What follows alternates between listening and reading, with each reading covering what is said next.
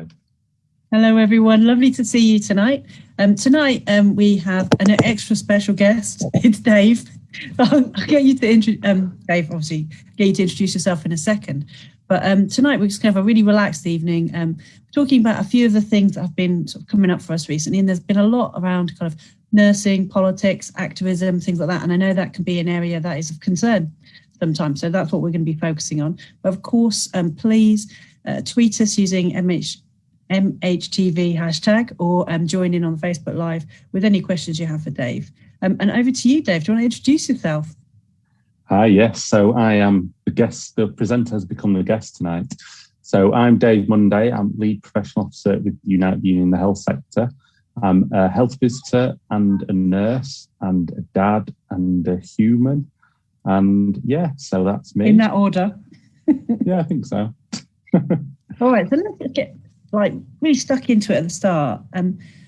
When I was training to be a nurse, there was a huge expectation that part of being professional was being completely apolitical and having no opinions and being almost like a blank slate. This is a kind of idea that's been pushed to and from, back and forth for a long, long time. And I wondered what your thoughts are on kind of you're having political views, having a professional registration, of which you have many. What do you think? So I suppose in thinking about this question, I think the first thing that I sort of thought is the bit about what does apoliticism mean or being apolitical mean. So as you do, you go to Wikipedia and see what they say because they're the new Collins English Dictionary. And they kind of talk about an apathy or an antipathy towards all political affiliations. So a person may be described as apolitical if they're not interested or involved in politics. But also being apolitical can also refer to situations in which people take an unbiased position in regard to political matters. And I suppose of those two, I think that when we talk about nursing, maybe we sort of tend towards the second rather towards the first. And I would kind of hope that no one is has apathy or antipathy towards politics. Although I can appreciate people may feel really kind of left out, left behind by politics. So that probably does breed some apathy or antipathy. And I suppose one of the things that I would hope to do in my role is to try and get rid of some of that and to make people, or not make them, but to sort of help them to become more kind of excited and turned on by politics. I think, the Collins English Dictionary does define it as sort of political neutral without political attitudes, content or bias. And I think that's probably an important place to start as a nurse, about trying to be unbiased in the way that we look at things. And that's not just in terms of politics, is it? It's in terms of lots of things that we do. But then that kind of experience of life and experience of delivering care, we then need to kind of think about, well, where does politics fit into that? Obviously, as a registrant with the NMC has stuff to say about politics, and it's sort of covered in a few areas of the code. So one of them is the promote professionalism and trust part of the code, and it talks about how as nurses we must uphold the reputation of our profession at all times, displaying a personal commitment to the standards of practice and behaviour set out in the code. And it actually has a specific bit about politics in 20.7 that we must make sure we don't express personal beliefs, including political, religious or moral beliefs, to people in an inappropriate way. And I suppose with lots of things, what is appropriate and what's inappropriate, and I suppose how that's judged by our peers and the people that we surround ourselves with. I think the other thing, though, that we have to kind of sort of put that alongside is the other bit in the NMC code that talks about preserving safety. And actually, it's important as registrants that we make sure that patients and public safety is protected. We work within the limits of our competence and exercising our professional duty of candour to raise concerns immediately whenever we come across situations that put patients or the public at risk. And I suppose one of the arguments that I would always start from in terms of the role of any registrant, is how can we do that without having some kind of political aspects and angle to the work that we do. And I suppose thinking about where does that come from for me, and part of it is it comes from my profession as a health visitor.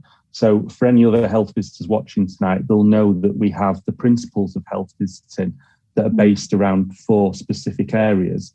So they're the search for health needs, stimulating an awareness of health needs, influencing policies affecting health, and facilitating health enhancing activities. And obviously, how can we influence policies affecting health, the third one and my favourite, without actually being political? And I'd kind of argue that it would be impossible to do that. So we have to be political, and we have to do that in an appropriate way, based on our codes of conduct. So there's a couple of things that come out of that. So first is you're the only person I know who has a favourite section. I love the fact I'm my favourite. I particularly enjoyed that part. But also there's this, I think you're right to put your finger on where the problem lies, I think, in defining it is everyone can understand that big P politics, how you vote, blah, blah, that is a private and personal issue. But one of the issues is that we are bound up with safe staffing, safeguarding issues. We're bound up with public health, and all those things are impacted by the choices that are made by structures around us. And you can't help but have an opinion on that. As a nurse and as a health visitor, you can't help but have an opinion on housing or homelessness. You can't help but have an opinion on the way that our military is treated and the way that they are supported in terms of their own mental well-being. You can't help but have an opinion on that, can you? Or the impact of poverty on children. If you understand ACEs, all those things suddenly get sort of curled up together. So how do you unpick that? Suppose you're looking at an issue. How do you decide on, because you are someone who is a spokesperson as well. So how do you decide on what to say and when to say it and where to draw the line? How do you make those decisions? I suppose it sort of primarily probably depends on what, and I hate to use this term in some ways because it's been used against me at times, but what hat are you wearing at the time that you're making that kind of statement? And again, kind of the NHS, for example, during periods of elections have kind of guidance that it issues to members of staff in terms of how they can get involved in the elections. And just as an example, this was for the 2019 general election, obviously the last general election that we had. The guidance that was issued in PERDA kind of talks about the principles underlining it, that the day-to-day operations of the NHS must continue unimpeded. As always, the NHS must act and be seen to act with political impartiality, and its resources must not be used for party political purposes. And during the election period, democratic debate between candidates and parties should not be overshadowed by public controversy originating from NHS bodies itself. Yeah. But then the other bit is the kind of staff activism and the advice that the NHS gave on that subject. The NHS employees are free to undertake political activism in a personal capacity, but should not involve their organisations or create the impression of their organisation's involvement. So obviously, in terms of, if I was Dave, staff nurse working at an NHS trust in England, for example, it may be that I want to say, and I go back to what I said earlier, as a human being, as a parent, as a health visitor, as a nurse, I believe in particular things and I want to express my views about those beliefs. But I would never do that as staff nurse Dave, who works at this trust, because I've not got the authority, the responsibility or the permission to kind of speak on that basis. Obviously, in terms of the role that I have at Unite, that, they have this similar kind of expectations in terms of how I behave as an employee whilst I'm, on Unite time. So, in terms of the expectation that I have to say things that, are endorsed by the union, that are supported by our members, that I'm not going against the kind of the things that our members have said are in our policies. Even if I personally might disagree with them, that's not my role in my day job as, a trade union official. But obviously outside of that, I may want to express my opinion, my view on different things. And again, it's about being thoughtful about that and being mindful about that. And obviously we've seen in the past situations where NHS professionals have raised concerns and have raised them in a way that has sort of, they've got tripped up by their employer and have been sanctioned in terms of that.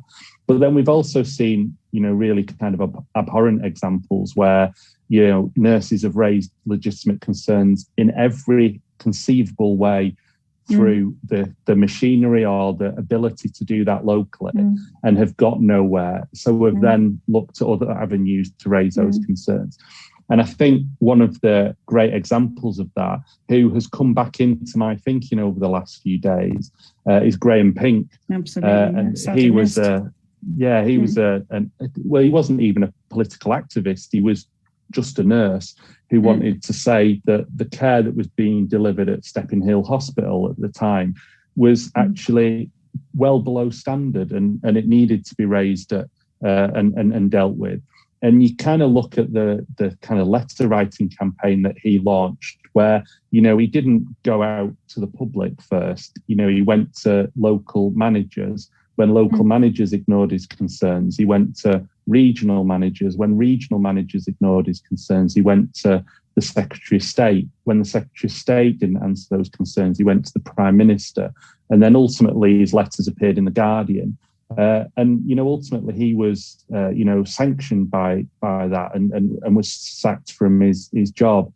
Ultimately, there was a resolution to that, but not that he ever got a job in nursing again, after raising those concerns. And I think it's interesting, the reason I'd say that he's come back into my thinking in the last few days is he died earlier this year. And the Guardian ran a obituary about him a few days ago, which I'd encourage people to go back to. But there was a really nice letter, I think, today or yesterday, written by someone who just sort of said about his powers of description. And the letter said, this extract from one of his earliest letters to the chair of his local health authority in 1989 was typically moving. And this is, in Graham's own words. What has particularly grieved me these last 2 years is those occasions when a patient is clearly close to death and no relatives are present. The comforts of a held hand, a gently caressed cheek, or quiet word at such a time is incalculably unique, but so often not offered. We do not have the staff. To find that a patient has died in such circumstances, as happened twice last week, causes me profound anguish, and I have wept. And it's that kind of bit about, is that political activism to express the concerns and issues on behalf of patients, on behalf of people that we're duty bound to look after and sort of demand better? And actually, I'd kind of say that that's political activism at its absolute core, because the only way that you can change those issues is by influencing politicians to make different decisions. And I suppose, one of the issues that then gets wrapped up in all of that is the bit about, well, who... are you picking a side? Are you picking, a side in the kind of the political debate? And I suppose the thing I would say is that I, generally do pick a side, because there's a side that I believe is much closer to my values than other sides that are further away from them. And that's not that I believe that any political party truly marries 100% of what I believe and what I think should happen. And that's not what we would ever get from politics. I think the only way you would achieve that would be to be some kind of despot and you're the person in charge. But that bit about trying to find the political home that is closest to your values and then doing something to sort of support those aims, but also to encourage that political home to become, closer to what you would want it to be and to be more kind of reasonable. Stop and unpack some of the stuff you said, actually, because you said such a lot. Sorry. No, because it's just, almost like slow it down a little bit. So, because we have students who watch and people maybe who are thinking as well about the things that you're saying. So, you were saying before that one of the things that nurses can't do, in the same way that you couldn't advertise a product. You can't advertise an idea. So you can't go on television in your nurse uniform saying these are the best cigarettes ever. That would be wrong. But or life insurance or anything else. And you're saying the same is true of politics and political beliefs. So where does that kind of stand then when somebody maybe goes on a march wearing a nurse's uniform? Because surely that's saying that you're having a political discussion about pay or something like that. How's that? And again, it's not particularly in terms of you as an identity as a nurse. It's more about you as an employee of an organisation. Okay. So that kind of bit about, are you going on that march and saying, I am an employee of this trust and I am marching because this is what my trust believes?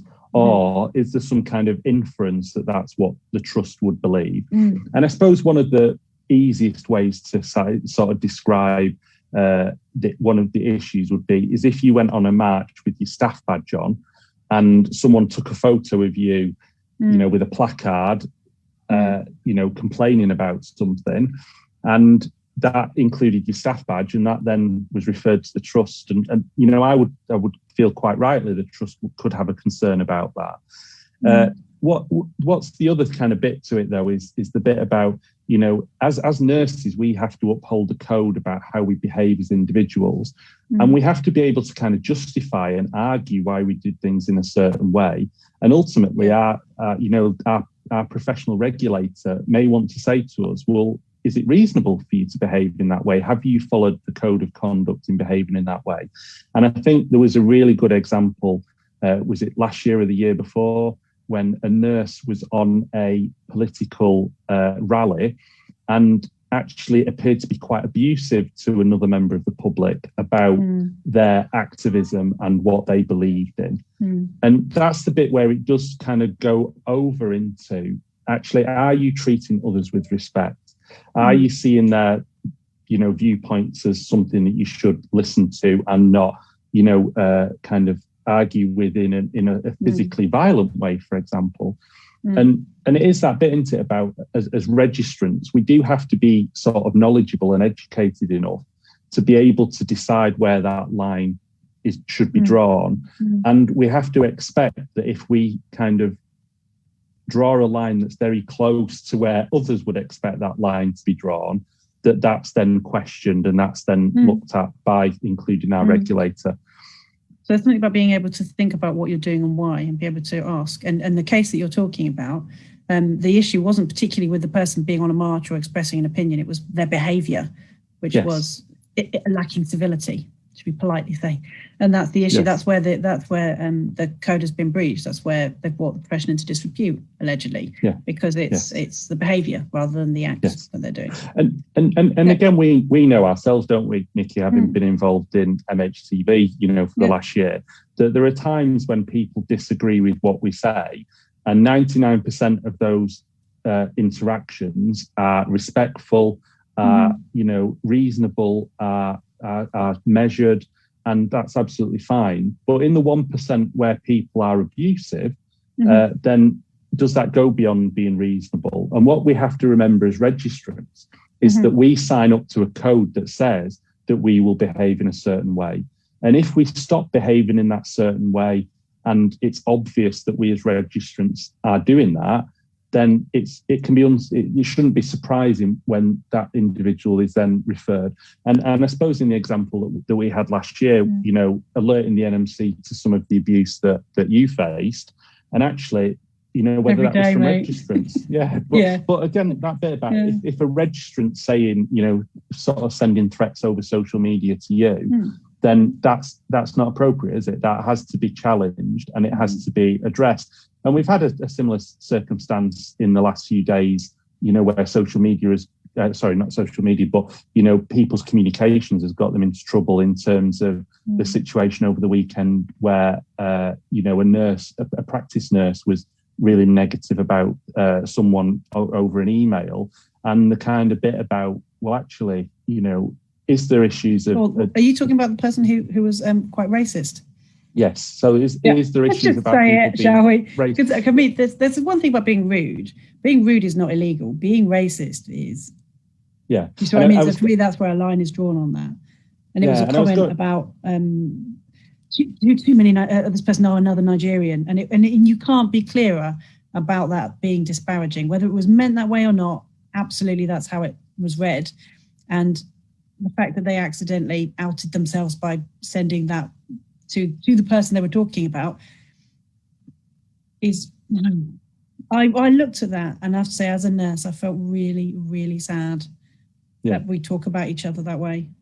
I mean, to be honest, if you've got anyone coming to help you and you're short-staffed, just absolutely delighted and treasure each other. I can't understand why someone would talk that way about a colleague. But that's where we're at, aren't we? People are human beings, and they are flawed sometimes. We actually do have some questions coming in already, if you're ready. Yep. You bracing yourself? I'm good. So, Ben Glass, hello, Ben. What impact do you think woke movements of recent years has left many ordinary mental health patients, people, feeling excluded from political discussions and turned off? So it's a question about wokeness. Steve McCarthy Wilmore was saying, talking about Graham Pink, saying he certainly led the way in whistleblowing and left a mark on nursing, which is great. We have a question from Adrian. Hello, Adrian, saying to be a patient or service user advocate means you need to be political with a small p. My fear, and this takes back to what you're saying, is that social media rawness can confuse the message. So whilst I have opinions or perspectives as a registrant, a different thought process and actions are required. Activism can happen subtly. So how can junior staff get more involved in activism and trade union activities? So let's go back to Ben's. First of all, we'll talk about what do you think about even the term woke? Yeah, and I suppose I think one of the sad things is looking at kind of how different people deal in politics. And I think one of the approaches to kind of get people onto your side is to try and drive a wedge in between people and to kind of, make an enemy out of someone else. And that can be a really effective way in terms of, getting people on your side by kind of saying, I'm your friend because I'm identifying an enemy that is coming after you. You need to defend yourself, and you will be able to defend yourself by doing what I say you should do, or you should come and kind of be in my gang. And I think that's a really kind of sad side of politics, really, the kind of real territorial kind of, nastiness to it. And, I think we can all kind of go down that route at times. So I'm not kind of saying that at times I probably don't get drawn thinking down that route as well. But how much as professionals, how much as nurses can we kind of say, well, why is that person feeling like that? Why does that person believe that? Why, do they want to do the things that they say they want to do? And how can we convince them of otherwise?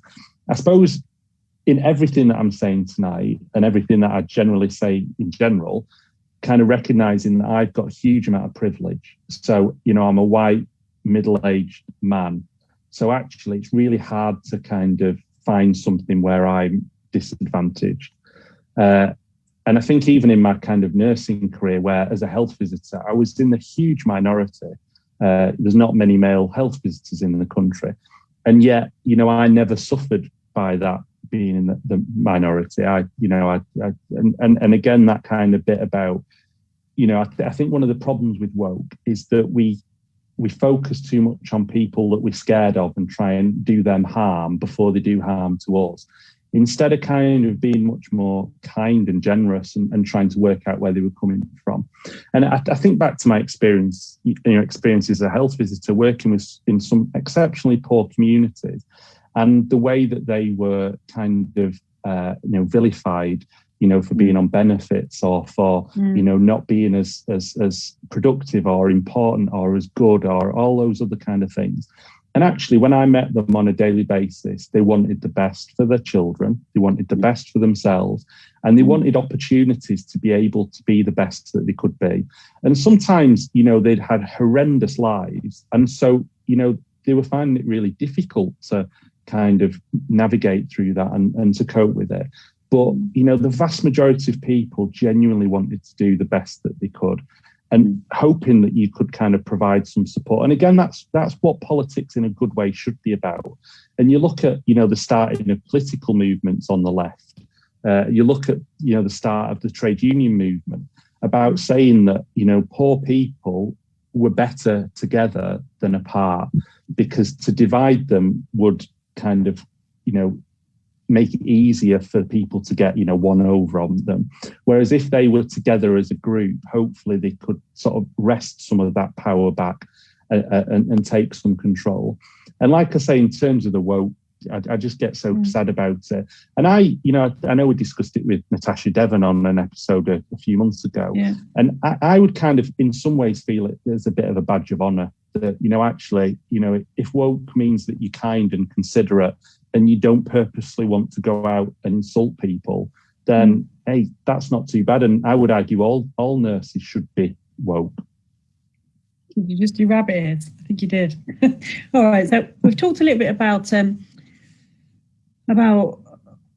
about grey and pink. So thinking about nurses who are activists or nurses who do things which change the way that we practice. Can you think of anybody else who you would say is a role model or someone who's inspired you? I suppose personally, I kind of think back to my own experiences as a student nurse. I think to my experiences, as a newly qualified nurse.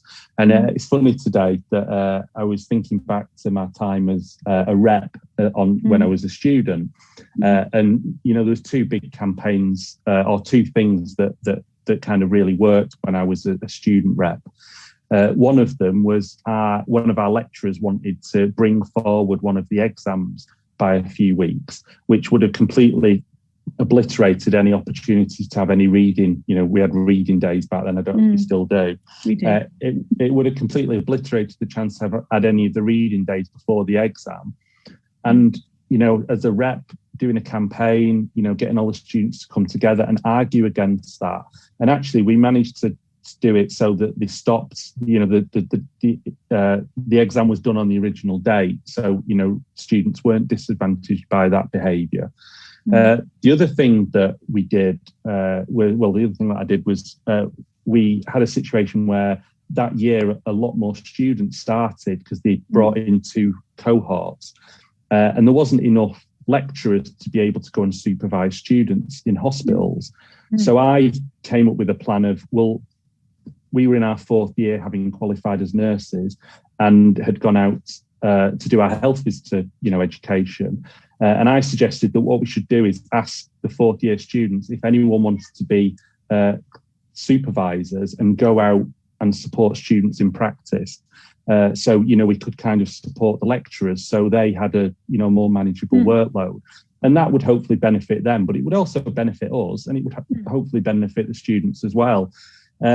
So that all came out from kind of having conversations with lecturers at the time and having respect for them, and seeing that kind of bit about, the kind of the peer nature, that even though they had much more experience in, nursing, in education, actually, both sides had experiences that they could bring to bear on things.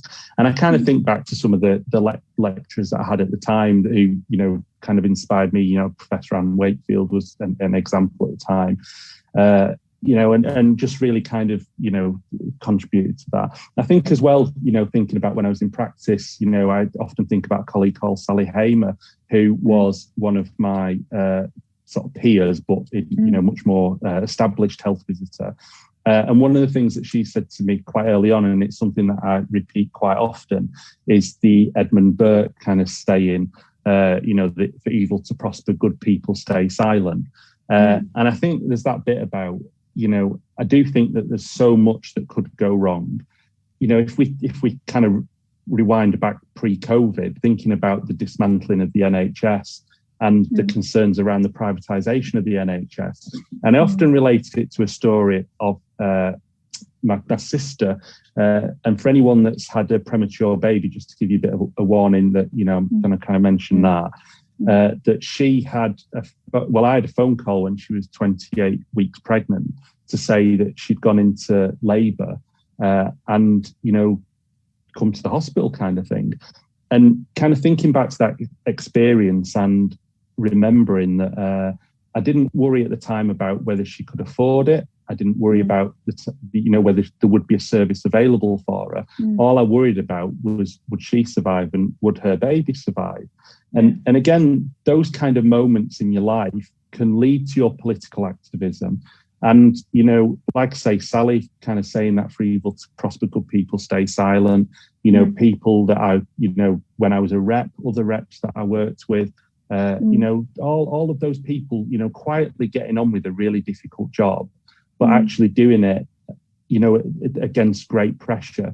And one of the things as a rep, I've never met a rep that said to me, oh, I did it because I was bored and had a bit of time on my hands. And I just fancied, filling that time up. It was always someone that said, I've got way too much to do already.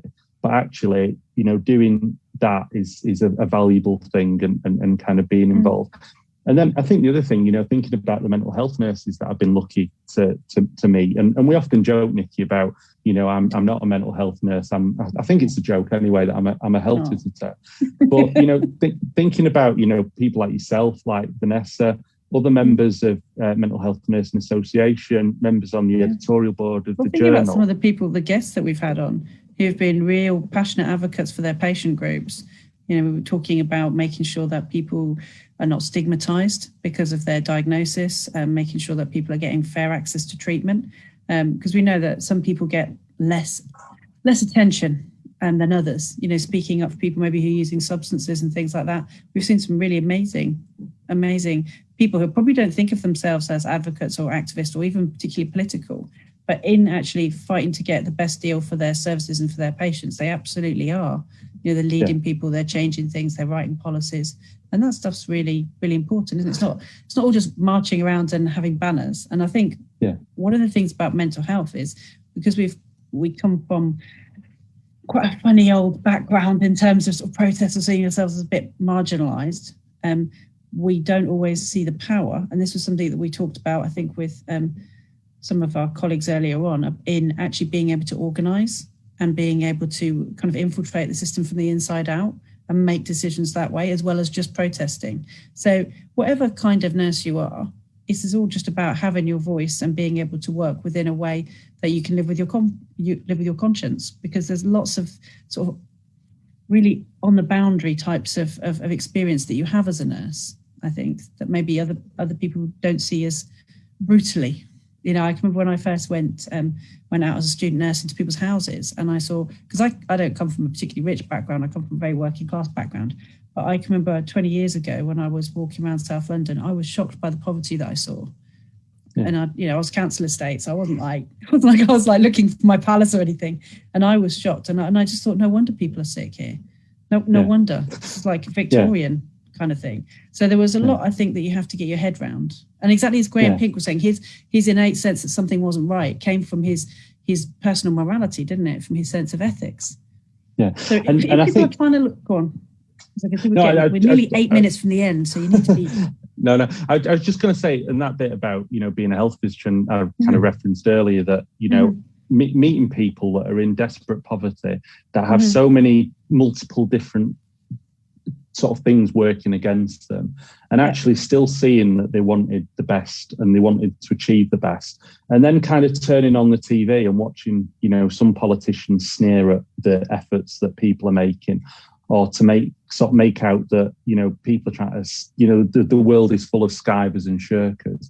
And in my experience, I just find it really hard to find those people that, and maybe it's just I surround myself with people that are nicer than that, but I don't believe that. I think that on the whole, the vast majority of people want to do the best and want to achieve the best. And I think when we kind of other people to be less than us, we actually fail.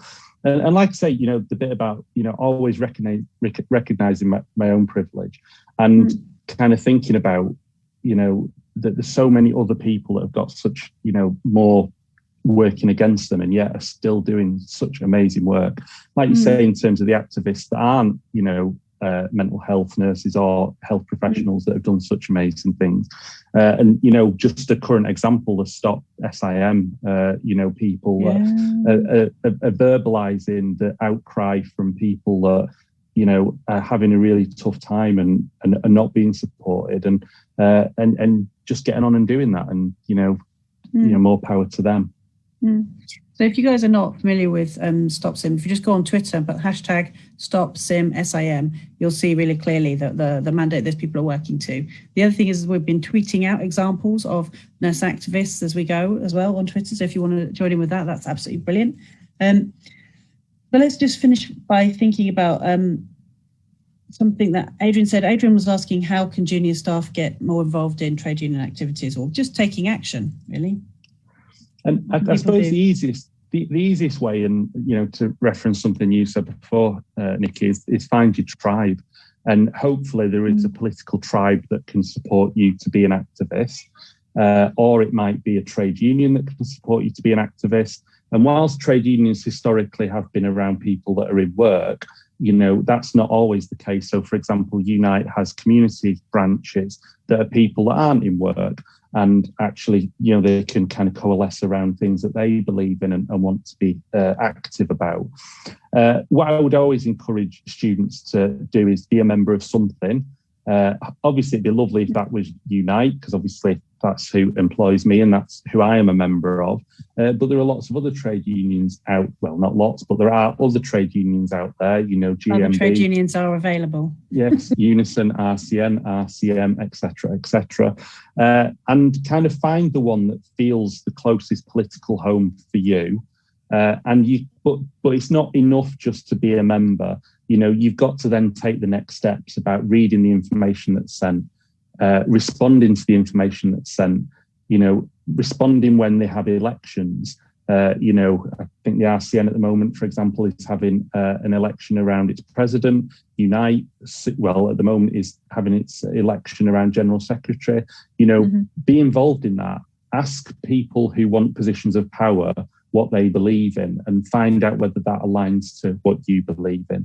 Know who your MP is, contact your MP, even if they're of a different political persuasion to yourself. Yeah. Say hello, ask them what they believe on things that you are passionate about. Tell them what you believe on things that you're passionate about.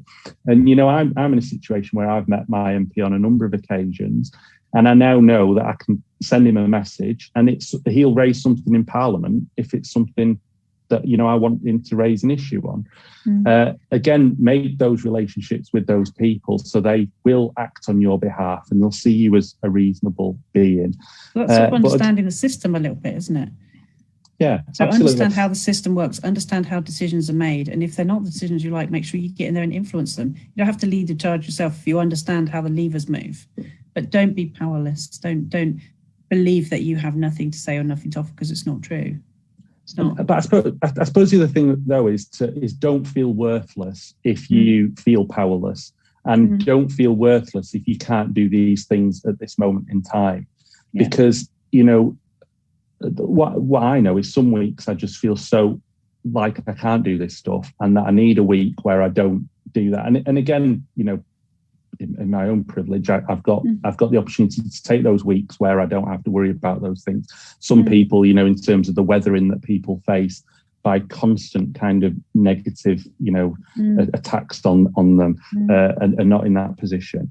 But kind of work out how you can slowly do little bits more, get a little bit more engaged in things, and have those conversations. But again, the other thing I would encourage is to people, if you can, find some enjoyment out of it too, because if thinking about the reps that I've met in trade union terms, at the point where they say I'm only doing it because no one else will do it, it's really difficult to sustain that. It's really hard to kind of keep that as a going concern.